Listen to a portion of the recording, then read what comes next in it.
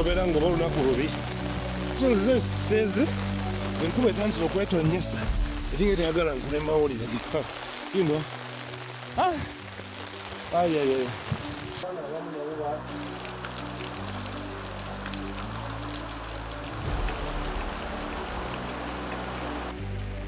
Era okuva kasasiro lwe yagwa embeera si nnungi, tetunnaba kudda ngulu. I am a father of two, but my kids were at school and my wife had traveled abroad. Aye motoka yo baali batugamba amphibian bajja leeta bajja kasasiro yenna tusobola okuba nga tujja atisika obuwanga. So I'm in Kiteezi and we are recollecting on the testimonies of the people who were there when this landfill was collapsing.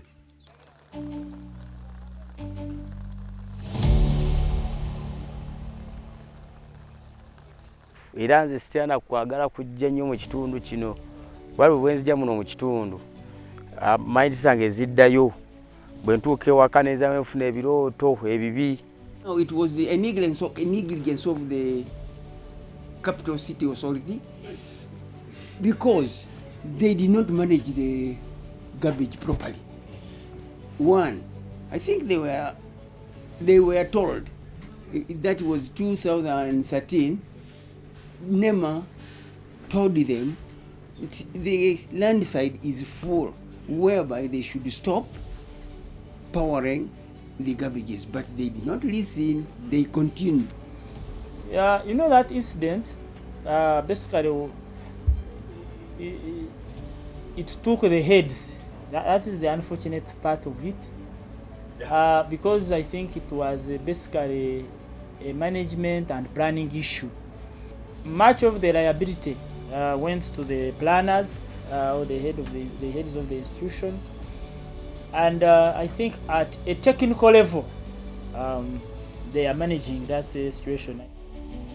Family yange gye yali mu nnyumba.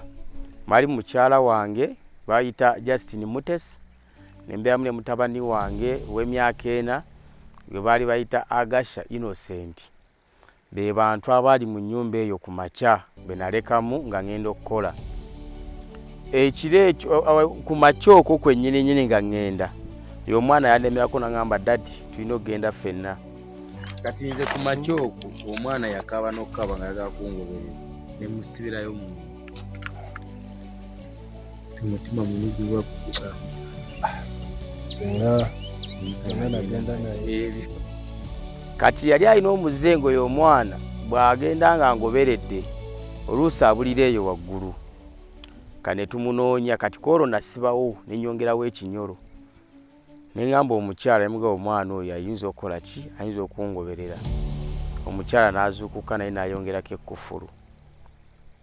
Naye ate abaasembayo mwami Kasimu oyo neiba waffe yejjukira yali alundirayo ente, alinayo ente nnyingi eno wansi. Yennyini yaŋŋamba ate ye mu kuvaayo aleka batudde ku kabalaza.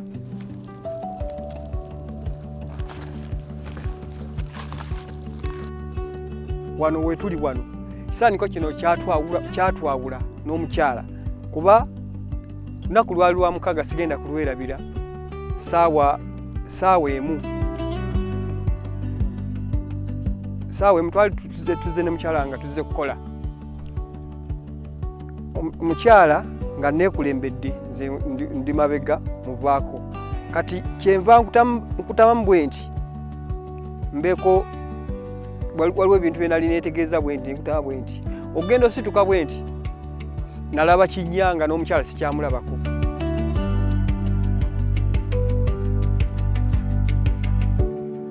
So now kati oguddewo ekisumuzo kimenyese ofuutukooti okutoloka kati Guddewo gaddemu ekisumuzo kimenyese. Nsaba essaala yange esembayo kuba banneiba bange baŋŋamba kasasiro wuuyo akomawo ate bw'akomawo biki. Naye ng'eri olwedde emmanju yakubye dda abantu emmanju bafudde banneiba bange ne mu mbiriizi.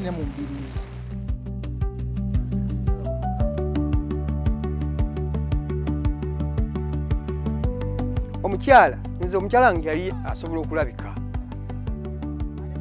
Bwe baali basima omukyala yalina ebbaketi mu ngalo. Ebbaketi eyo twagijjayo. Wetutuuka nga abana abasajja bamanyi okusima obulungi nnyo basima, waliwo omwami baali bamuyita Mike ate n'akyusa n'ateekerawo omulala atamanyi. Bano abaali abasima nga babitegeera n'abajjawo.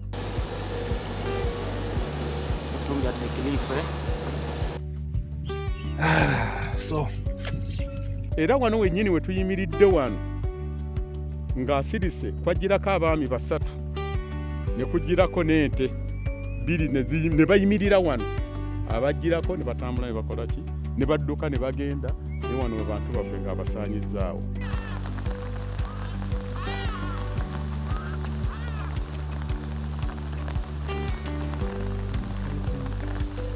This is Magic 100 FM. Sports and music is our life. And we've also been together with Assistant Superintendent of Police Mutera Asimwe, happening to be the Regional Community Liaison Officer of the Kampala Metropolitan Police North. For us as investigators, ours is technical.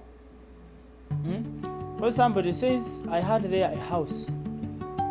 Then prove, said even all my documents were buried. Who knows you? My neighbors were buried. So it becomes quite very challenging. I know that we had issues, LLCs were a bit also stuck. And somebody claims that, Chairman, you don't know me. Like I don't know you, you are not in my register. You know, they have their registers, although we don't go there. Said, I don't know you. When did you buy here? Who sold to you? That was another big problem whereby we couldn't separate all list those who were around. But at least those who were residents, whereby the landslide covered their houses, at least we could know them because we were interacting or staying with them. Kasasiro amaze okukende okugwa, tulina abantu abaataasibwa ate ne mubaamu n'abantu abafiirawo ku ssaawa eyo nga tebali wansi. Twalinaawo omwami bamuyitanga Saamu, yali akampitako yali musunda mata atwala bite byante, aba yakayita bw'ati akkirira n'amutomera, ye yafiirawo ate n'amukulugusa omulambo n'ebusuula eri oyo gwe twasookera ddala kukola ki okulabirako. Naye n'abantu mulimu abaali baziikiddwa, naddala bano abaali bava waggulu, abakola waggulu, yabaziika ebitundu. Bo abantu ku ssaawa eyo twajjamu abantu 10 nga balamu, era bwe twabajjaamu olw'okuba ensasage yali amaanyi gye byaggwera tetwamanya bwe gye baba batwala. Ennyumba eno egali nga mwensula nga gino mizigo gyange n'emirala giri awo. Awantu wano ali mpezaawo emizigo 21, naye nga buli muzigo guli $10,000 nga tekuli masannyalaze. Naye essaawa zino bwe bajja bakusaba ya $2,000, $3,000. Era eno essaawa zino njereere nga bwe yasigala bwe yajja agimpaamu $10,000, naye nga sisobola kugiwaayo. At least ebeererawo.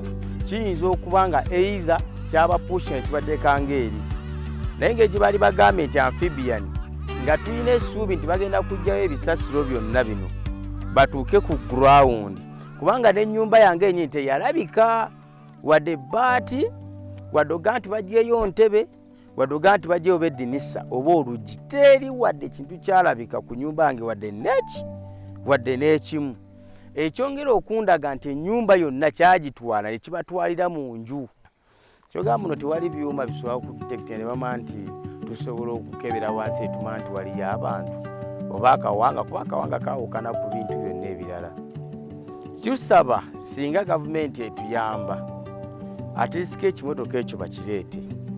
Nze nazaala wange yalaluka lwa nsonga emu, talina kye yalabako kugamba nti ono muwala wange ddala afudde. Naye singa nti nazaala ssaawa eno alabako wadde akawanga k'omuzzukulu oba aka muwala we, ate mayinsi ziyinza okudda engulu. Kuba nze baatuuka ne bankebera obulwadde nga nkankana bukankanyi bwe nti nga ndowooza oba naye nga temuli bulwadde. omuntu kuba namala emyezi ebiri egyasooka nga sitegeera. But mine is to relay the information.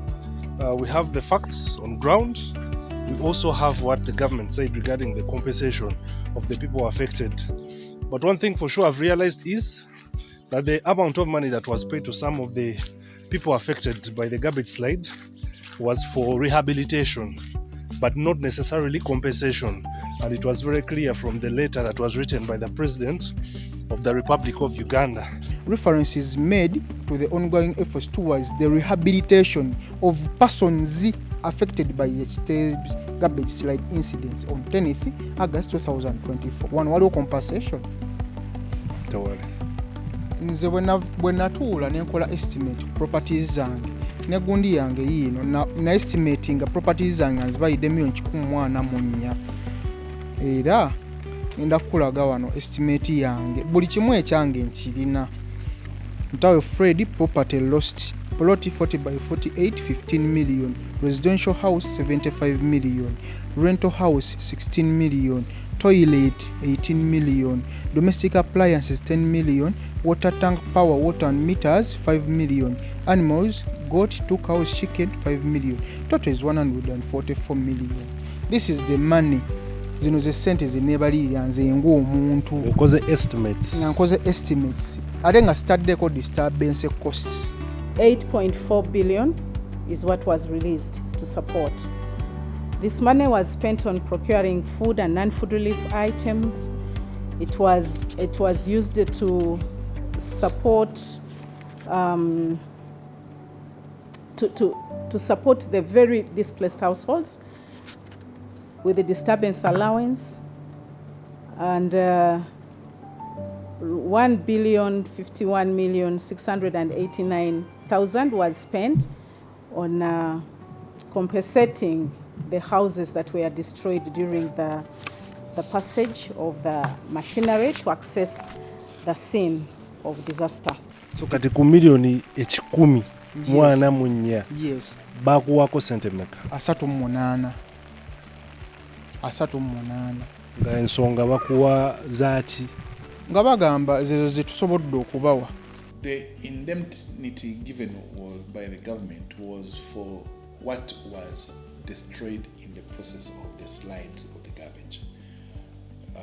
To the level, different people had different structures, different people had different facilities, and those that were irredeemable were paid. And the government chief valuer allotted the price or the value on which government made the compensation. According to the technology we have, the satellite was showing the houses in position before the garbage slide. I don't see why they did not assess according to what they saw before the houses were demolished. Tugezezaako tutobye tutaddeyo obusente bampa obusente butono kuba bampa $200,000 nagenda okubalirira ofune woosula jukira already baali bamaze omwaka mulamba n'ekintu nga tebatuwa sente rent yokka. Nakwatako sente nempaako rent nentematemamu nentwala sente mu ddwaliro nagenda okwanga ebyaddala sente tewasigadde saagula nnyumba kuba abaana bange tebakyasoma okusomako twakwerabira kuba ogezaako nnyo olabike nti abaana basoma kuba luli nali nsobola okubaweerera abaana bange nga mulimu gwange nsobola okukola kuba sente zange zafiira awo nalina zaali sente nnyingi kuba bwali mbukadde nga 15 bwe nali nkozesa capital naye zonna zaafa ate nga ezimu nzijjera mu mabanka kuba n'amabanka agamu nagondoza gaabireka bulesi ne gansonyiwa bwe gatyo naye mpise mu mbeera embi ennyo. I would like to confirm to the Ugandans that everybody that was to be compensated in Kiteezi was compensated, apart from one individual who was not compensated because he was out of this country. We did everything that was humanly possible as an authority to get to him. I think he's in China, and we failed to get him to provide his details to the level that comforts us to pay him. And that's the only reason he remained owing. But all the money that was given to the authority to pay the people who were to be compensated, 2.47 billion shillings was paid out, and we remain with just about 43 to 47 million shillings unpaid. That is all that was outstanding at Kiteezi for those that were expecting a pay. There could be other matters about that, but as an authority, what we were supposed to do, we did in good time. Nolaba ne sente ze bali bamanja ezo zibanka bakyamani beba basirisa ne babagamba tutugenda kubaddamu bawa baluwa ne balyoka banvaako naye nabo bandi bubi ate bo bwe balaba balowooza nti tugenda kufuna sente kyovola baali batemeddeku nga nabo bakiina mu mitwe gyabwe nti tujafuna sente tubakole ki tubasasule naye sente tetwafuna. The compensation, I was not even satisfied with it, simply because they did not inform me how much they were going to compensate to the people.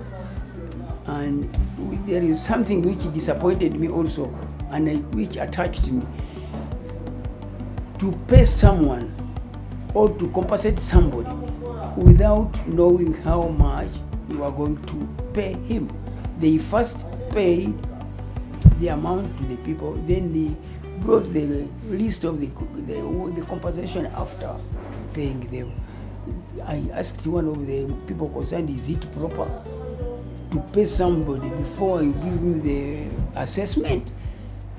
They did not give me the answer. Why they did not assess? They give the people the assessment before paying them.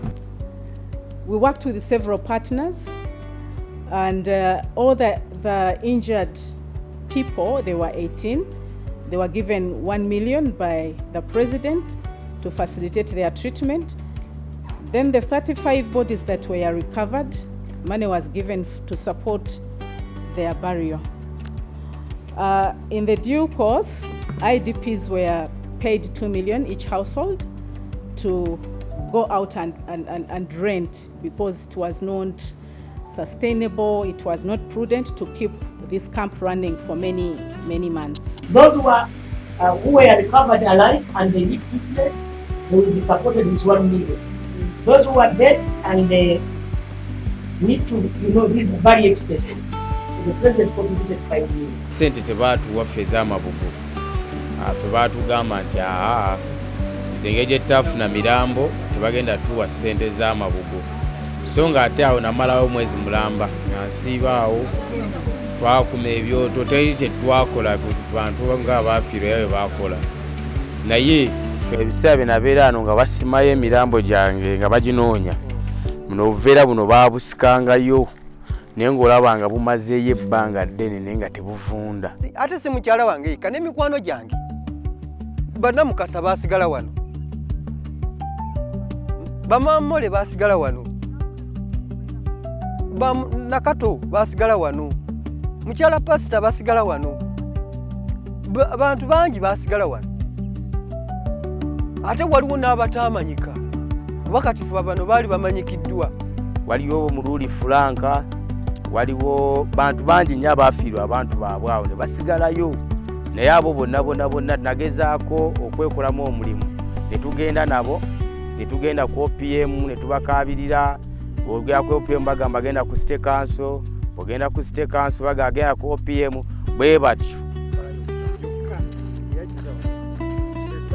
Bali babawa nsonga ki oba olw'okuba nti abammwe baali tebalabise? Anti kati bo bagamba nti lwaki basobola kuwa ssente z'amabugo, bo bagamba nti tebaalabako, olina kuleeta gundi obujulizi obukakasa nti omuntu oyo afudde, ne bakuba amalaala ebifaananyi, then n'ebbaluwa gye bakuba mu ddwaliro, then ne balyoka bakuba obukadde bumeka? 5. Eno kasasiro wabadde abanjagala ebyo. Kakati gwe lwaki toli ku abo abaafuna ku ssente? Kuba waliwo banno abaafuna ku kasente yadde tekaamala naye baafunako ku kasente. Ensonga ki eyo eyinza okuba? Ensonga gye baatugamba nti ffe tetuli ba landlord, yeyo ensonga gye baatugamba nti ffe batali ba landlord tetugenda kufuna kasente, naye ng'ate madamu Shira yatutegeezanga n'agamba nti mmwe abaasigazayo abantu bammwe ebyemwe byaggwa dda sente zammwe bazireeta dda neneebuuza oba zaabulirawa. And one of the other component is that the residents suggested that there should be a monument here to remember the lives of the over 35 people that died during this incident. But they are all in hope that the government will implement that request so that at least it can be something that reminds them of their families. Saawa eno abeera nagamba taata maama wange aluwa nga buli obuto obwo babeerawo nga bazannya. Nagamba maama wange aluwa. In fact ampita taata ampita ani kuba ebiseera byonna abimaze nange. Kibuuzo kyanne mu kuddamu naye nalina essuubi gavumenti ne bwe tatuwa ssente zino zegamba okutuwa naye neetekera ekijjukizo kati ng'omwana ng'oyo bw'aba akuze n'omugamba munnaaye embeera yali bweti wano nga kikakasibwa ne gavumenti yaffe nga yakiteekamu omukono neomulaga nti baateekawo n'ekijjukizo kikino naye tojja kujja buzi oyimirire mu kifo bajja nakuzimbawo mayumba bajja nakukola ki bagenda kuteekawo bye baagala. Omwana omunyonyola otya? Ate nteekateeka gavumenti egirina kuddamu kuzikula bantu abo. Mpozi n'ekirala kye tusaba ekijjukizo tujja kiremerako nnyo. Tusaba gavumenti tuteerewo ekijjukizo ky'abantu baffe kubanga batuluma ku mutima. Etebeeza omuntu gw'obadde naye ekiro ogenda kuwala ku makya nga afudde. Tafudde omu bafudde bangi. Tusaba ekijjukizo ekyo n'okwongera okutuyamba okusabira abantu baffe buli mwaka. Wakati okusabako omwaka guno tekugenda bulungi tukubanga tetulina buyambi tulina nteekateeka mu gavumenti wa district council. Nga baatunula mu speaker ne balaba byabadde akola nabano babatunulemu balabe. Naffe tubeere bamativu mu ebyo bagambe nti babikuleko fayiro y'ekiteezi bagirabe bagikebere tusobole okubanga naffe tubeere abenkanya oba tetusaanidde kufuda kyekyo kuba nze mabega najja nga mbagamba nti oba tuli bafere bamanye nti batugambe nti tuli bafere kuba bafere baba bafiiriza ggwanga batukwate bakole ki batusibe. Under the stewardship of the Office of the Prime Minister, KCCA has since led a multi-agency response to compensate and rehabilitate the affected persons. As we talk now, 18 properties of households affected during emergency evacuation have been compensated. 34 households that were submerged have had an approved valuation of 2.14 billion, which was given to KCCA on 22nd April 2025. Of which abantu twakola verification nga abantu 48 be babuutikwa kasasiro basasulako obusente obateeka ku account bw'abantu 3 olino mu bukadde 15 bukadde 5 simanya 2 okitegeera 34 ne they were 48. 24 be bali baminyibwa excavator baba wayo obusente basasulako obusente bw'abantu 18 only abasigadde tebabawa. Kwadde bino ebisasiro bino wansi obuwanga bukyaliyo tebusobola kubanga bwaggwawo naye baatugamba amphibian tulinza amphibian paka n'essaaka kati tulabanga ka amphibian. Prime Minister yajja wano naye era nga bw'olabye kati nti n'olwaleero azzeeko eno ekiteezi tabadde n'abantu be nawali bwe yajja n'atuuka na wano nine batugaana n'omusemberera okumutubuulira ki ekigenda mu maaso okujjako ebintu bye twawulira kuba ffe twenyyamirwa bwennyamizi naddala ffe abaali bafiiriddwa ebintu byaffe batugobye ewaffe abantu baffe bafudde amayumba gafudde nga n'emirambo abaana bange ffe bazzukulu bange bakyali mu ttaka mu tebannavaamu bwe bajja baatugamba bano bakyesenza. They sent government valuers in your areas. Did you receive them? Yes, they came and introduced themselves to me, but I was busy and I told my secretary to go and carry on the work on my behalf, what she did. But they compensated those people who had the water affected their houses, but not those who their houses were demolished completely. Eno TV ya Uganda UBC President Museveni agenda giraba, Oweekitiibwa Muhoozi naye agenda giraba, ne mukulu Balamu minisita waffe naye agenda kugiraba kuba kati nze essubi lyange liri mu mmwe. olwaleero luno benkubidde mulanga si guno gwe mulundi gwange okukola ki ogusembyeyo kuba bensuubiramu essuubi era naabe bigaana mba nkomye sigenda kuddamu wabula ngenda kutunulira Katonda yantonda sobole okuba nga mpita mu nsi muno. So Kiteezi bw'atyo mulaba. And some days back I was in Buyala. I saw something similar to that.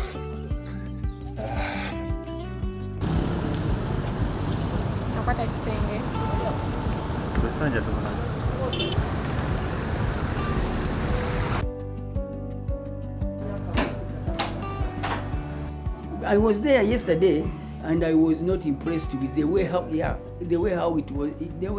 doing it. It is in the same manner as they were doing in Kiteezi, and whereby there is no any protection. It will just happen as it happened here because they are just dumping it and they are not doing anything.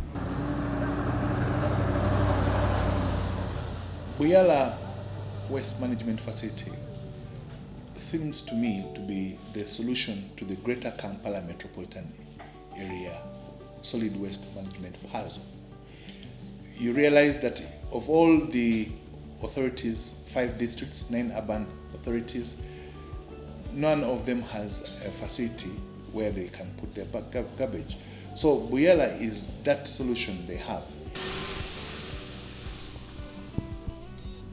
According to the residents residing in the area, the landfill has created employment opportunities for many of them who are able to earn a living. However, they do argue that the Kampala Capital City Authority has taken quite long without ensuring that the modern facility is realized as promised by the government of Uganda after the incident that befell the people in Kiteezi. The reason Kiteezi was like a mountain is because the old model was that it was just a collection point. Now that is not the same model in Buyala. It's coming to 2.5 years, 3 years. We don't see any outcomes. Was it a lie? Was it a continuous promise? To the people in the KCCA office, please, you better wake up, come and fulfill what you promised. We are even willing to acquire more space around for those who feel like they might be affected. But this is going to be a different dumping site. It's not even a dumping site. This one is no longer a dumping site. This one is going to be like a factory. Trash goes like raw materials, and soon trash will become probably something people want to sell. In case of any development of that landfill, would you welcome any such development?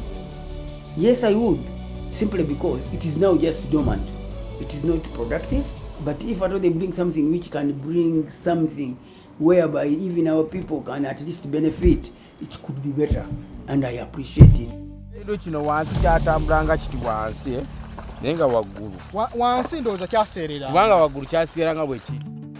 Enkulaakulana gye tusinga okwagala era singa gavumenti etulowoozaako netwetera enkulaakulana naffe gye tuganyulwamu ng'abaakosebwa ng'abatuuze b'ekitundu kino tujyaniriza nnyo kubanga erina okuwa abantu baffe emirimu n'okukulaakulanya ekitundu kyaffe kuba ekitundu kyaffe kyo mu butuufu kati n'ow'omukyala akusinga.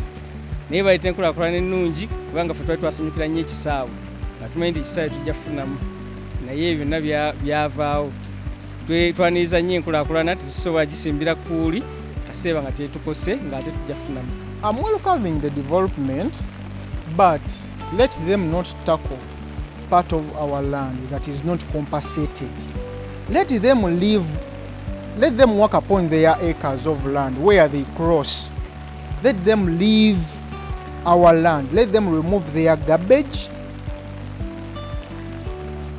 After, they will use this when they fully compensate. Because we are not agreeing at any time with what KCCA did and Office of the Prime Minister. I'm totally disagreeing.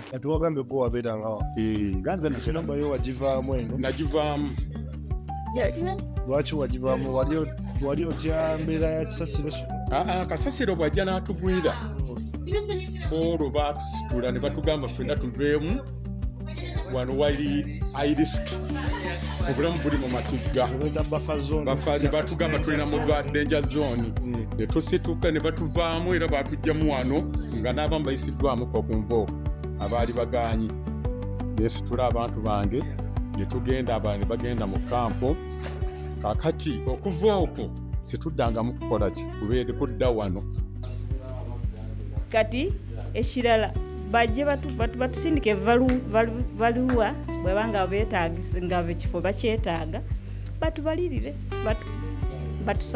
batusasule tukole ki tuveewo gavumenti esobola okulaakulanya ki ekitundu lwensonga tetujja kugamba nti kifo tukyagala ate nga ne gavumenti egenda tukulaakulanyiza ekikola ki lwensonga maaso n'abaana betulina osanga bebagenda okukola ki okufuna emirimu batukulaakulanyiza ekitundu naye batusindikire bali lwensonga nti tuli bubi lwensonga ze neneiba wange anziridde ye yagenda kusaba amasanyalaze naye bamugamba nti ekitundu tetujja kuwa amasanyalaze lwa nsonga ki awo bagenda mmenyawo era teyagafuna. By the way, we've also been with the Deputy Director Public Health, Kampala Capital City Authority, Mr. James Bond.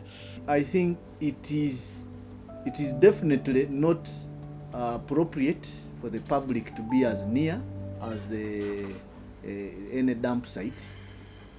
But unfortunately, as you said, when we went there in 1996, it was a remote area. And it is the public who are coming nearer to it for proximity because of their livelihood connectivity to the dump site. Ebintu ebyange kasasiro ya trespassinga. Kasasiro ya tetwesenza kutaka lya kasasiro. Kasasiro yava gyavudde n'atulumba ewaffe ogwo musango gwe gusooka n'atuttira abantu baffe. Kati nze kyensaba president ekintu kimu kundiyirira mu butuufu. Nsaba batuyambe badenja zoni kubanga tetukyalina kyetukola ki kyetuyikola newe njogera bwe mbanga mbadde sikuseka mpulanga nenyika ekola ki ngenkwata. Kiteezi and the buffer zone, yes, the buffer zone was mapped, and the reason why it was done was to look at every household that was at danger. But that was if we continued using the landfill. Fortunately, later on a decision was taken that they find another place somewhere with more land and close off this one. That landfill is no longer in use. Neze nyumba ziri mbulabe ezo. Kwakati sawa yonna ekyo nga kizze because enyumba ezosigala weeyo. Even compensation, it is very rare to get compensation which will reinstate you in your current position. But it is a means to push you maybe not where you want to be, but at least to a certain point.